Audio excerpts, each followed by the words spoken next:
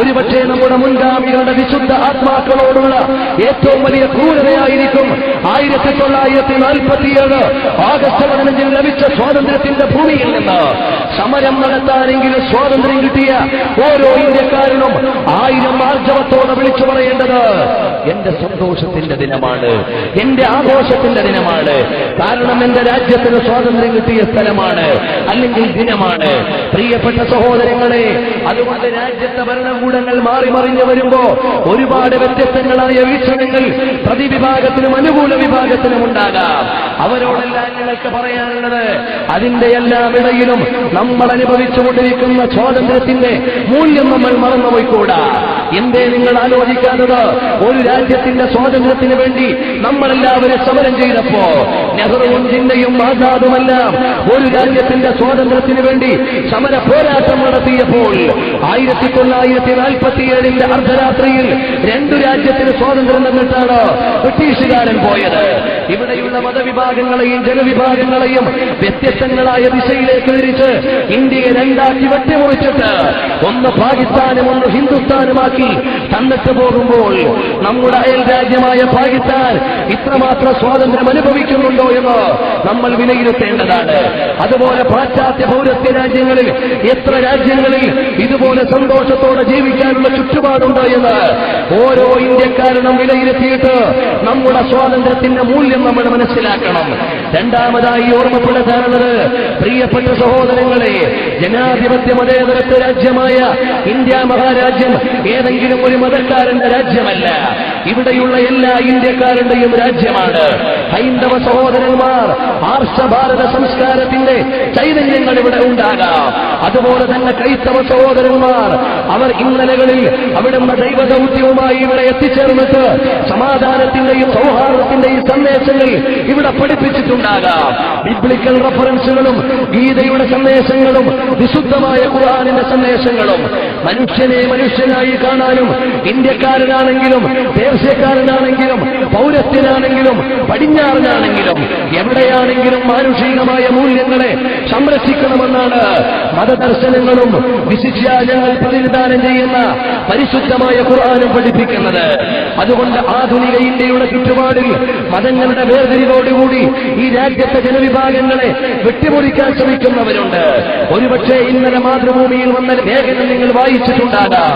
നമ്മുടെ അയൽ രാജ്യമായ ചൈന നമ്മുടെ രാജ്യത്തെ വെട്ടിമുറിക്കുവാനും ഒരുപക്ഷെ ഒരു അധിനിവേശത്തിന് ശ്രമിക്കുവാനും ചിന്തിക്കുന്നില്ല എന്ന് പറയാൻ നമുക്ക് പറ്റില്ല.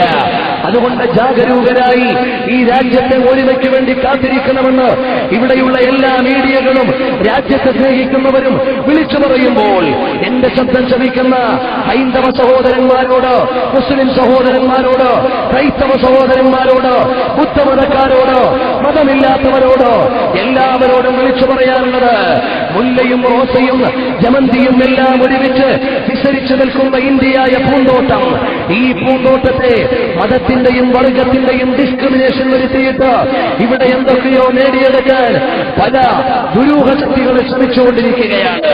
അതുകൊണ്ട് അതിന് വശംവദരാകാതെ എന്റെ ഇന്ത്യ ഹിന്ദുവിന്റെയും മുസ്ലിമിന്റെയും ക്രൈസ്തവന്റെയും എല്ലാ മതക്കാരന്റെയും രാജ്യമാണെന്ന് മനസ്സിലാക്കി ഒരുമയോടെ എന്റെ ഇന്ത്യ എന്റെ ഭാരതം എന്ന ചിന്തയിലേക്ക് എത്താൻ നമുക്ക് കഴിയണം. അല്ലെങ്കിൽ നഷ്ടം നമ്മുടെ രാജ്യത്തിനാണ് വരിക. ഹൈന്ദവൻ മരിച്ചാലും ക്രൈസ്തവൻ മരിച്ചാലും ഈ റോഡിൽ കിടന്നുകൊണ്ട് ജീവനോട് മല്ലടിക്കുന്നത് ഏത് മനുഷ്യനായാലും ശരി, അവന്റെ മതത്തെക്കാളുപരി അവന്റെ മാനുഷികമായ മൂല്യത്തെ പരിഗണിക്കാൻ പരസ്പരം നമുക്ക് സാധിക്കുമ്പോഴേ ഈ രാജ്യത്തെ വലുതാക്കി കൊണ്ടുവരാൻ കഴിയുകയുള്ളൂ. മറ്റെല്ലാ രാജ്യത്തെക്കാളും കൂടുതൽ ഭാഷകൾ സംസാരിക്കുന്നവർ, 22 ഭാഷ സംസാരിക്കുന്ന ആളുകൾ ഔദ്യോഗികമായി നമ്മുടെ രാജ്യത്തുണ്ട്. പ്രിയപ്പെട്ടവരെ, ഇതുപോലെ വൈഭിന്നങ്ങളും വൈജാത്യങ്ങളുമായ വീക്ഷണങ്ങളുടെയും സംസ്കാരങ്ങളുടെയും സംഗമഭൂമിയായ ഇന്ത്യ മഹാരാജ്യത്തെ പ്രിയപ്പെട്ട സഹോദരങ്ങളെ നമ്മൾ സ്നേഹത്തോടുകൂടി സമീപിക്കണം. ഇത് പറയുമ്പോൾ മുസ്ലിംകൾ ഈ രാജ്യത്തെ അവകാശങ്ങൾക്ക് വേണ്ടി സമരം നടത്താറുണ്ട്. ഒരിക്കലും അതൊരു മുസ്ലിം ഇന്ത്യയെ കെട്ടിപ്പടുക്കാനല്ല. അങ്ങനെയായിരുന്നെങ്കിൽ ഇന്ത്യ മഹാരാജ്യത്തെ ഏറ്റവും കൂടുതൽ കാലം ഭരിച്ചതാരായിരുന്നു? മുഗളന്മാരായിരുന്നു. അക്ബറിന്റെയും അതുപോലെ തന്നെ ഔറംഗസീബിന്റെയും അടക്കമുള്ള തുഗ്ലക്കടക്കമുള്ള ഭരണാധികാരികൾ മുഗളന്മാരുടെ കയ്യിൽ ഈ രാജ്യം മുഴുവനും ഇതിനേക്കാൾ വലിയ വിസ്തൃതിയോടുകൂടി കയ്യിലമർന്നിരുന്നപ്പോ അക്ബറോ ഔറംഗസീബോ തുഗ്ലക്കോ ഷെർഷയോ ഏതെങ്കിലും ഒരു ഭരണാധികാരി ഇന്ത്യയെ ഇസ്ലാമികവൽക്കരിക്കണമെന്ന് ആലോചിച്ചിരുന്നെങ്കിൽ ആ നിമിഷം ഞൊടിയുടെ കൊണ്ട് ഇന്ത്യയെ മാറ്റിമറിക്കാൻ അവർക്ക് കഴിയുമായിരുന്നു. പക്ഷേ നൂറ്റാണ്ടുകൾ നീണ്ടുനിന്ന ഭരണത്തിന്റെ വ്യവസ്ഥിതിയുടെ നടുവിലും ഈ രാജ്യത്തെ മതവൽക്കരിക്കാൻ അവർ ശ്രമിച്ചില്ല. അതുകൊണ്ട് അക്ബറിന്റെയും അതുപോലെ കഴിഞ്ഞുപോയ മുഗളന്മാരായ ഭരണാധികാരികൾ ബാബർ ചക്രവർത്തി മുതൽ ഇങ്ങോട്ടുള്ള ഈ രാജ്യത്തെ സ്നേഹിച്ച ഇതിന്റെ പൈതൃകങ്ങൾ കാത്തു സൂക്ഷിച്ച ഇന്നും നമ്മുടെ അമരത്ത് അഥവാ നമ്മുടെ ഭരണത്തിലെ കേന്ദ്രമായ ഡൽഹിയിൽ മുഗളന്മാരുടെ ഭരണത്തിന്റെ ചൈതന്യങ്ങൾ ഇപ്പോഴും തുടിപ്പോടുകൂടി നിലനിൽക്കുകയാണ്. നമ്മുടെ രാജ്യത്തിന്റെ പൈതൃകം എടുത്തു പറയുമ്പോൾ ഷാജഹാനിന്റെയും ബാബറിന്റെയും അക്ബറിന്റെയും ഔറംഗസീബിന്റെയും തുഗ്ലക്കിന്റെയും ഭരണങ്ങളെ മാറ്റിവെച്ചുകൊണ്ട് ചരിത്രം വിലയിരുത്താൻ കഴിയില്ല. അത്രയും കൃത്യമായ അനാവരണങ്ങൾക്ക് വിധേയമാകുന്ന വിധം രാജ്യത്തിന് മഹനീയമായ ചരിത്രത്തിന്റെ സ്ഥലികൾ അടയാളപ്പെടുത്തി തന്ന മഹത്വങ്ങളായ മുൻഗാമികളാരും ഈ രാജ്യത്തെ മതവൽക്കരിക്കാൻ ശ്രമിച്ചില്ല. ഇവിടെയുള്ള ഹൈന്ദവരെ കണ്ണുരുട്ടി ഭയപ്പെടുത്തിയില്ല. ഇവിടെയുള്ള ക്രൈസ്തവരോട് വിദ്വേഷം കാണിച്ചില്ല. ഇവിടെയുള്ള മുസ്ലിങ്ങൾക്കെതിരെ യുദ്ധം നടത്തിയില്ല. വാവുവും അയ്യപ്പനും ഒരുപോലെ നിന്ന പാരമ്പര്യമാണ് ഇന്ത്യയുടെ ചരിത്രത്തിനുള്ളത്, നമ്മുടെ കേരളത്തിന്റെ ഇന്നലകൾക്കുള്ളത്.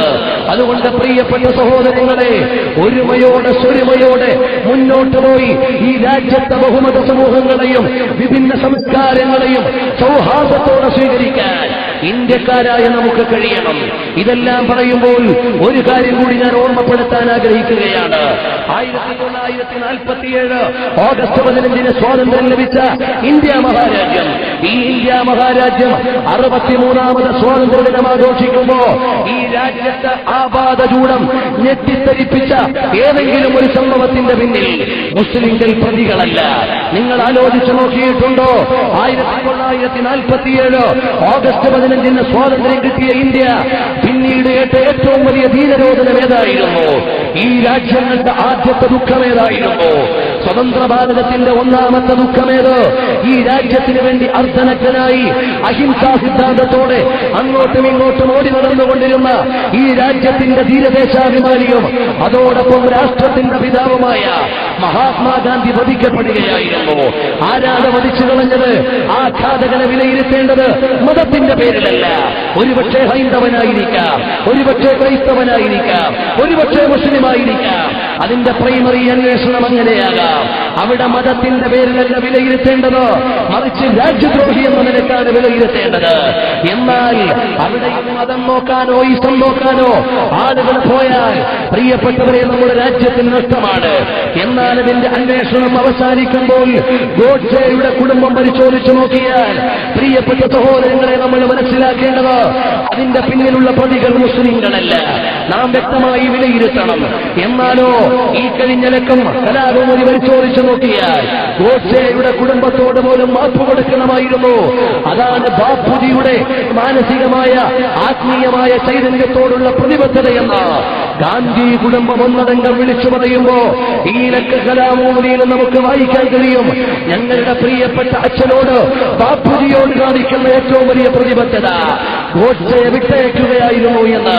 വളരെ വിശാല മനസ്കതയോടുകൂടി ചിന്തിക്കാൻ ഒരു സമൂഹത്തെ അഹിംസാ സിദ്ധാന്തത്തിലേക്ക് പഠിപ്പിച്ചു വെച്ച ഗാന്ധിജിയുടെ വധമാണ് ഇന്ത്യ കണ്ട സ്വതന്ത്ര ഭാരതം കണ്ട ആദ്യത്തെ ട്രാജഡി.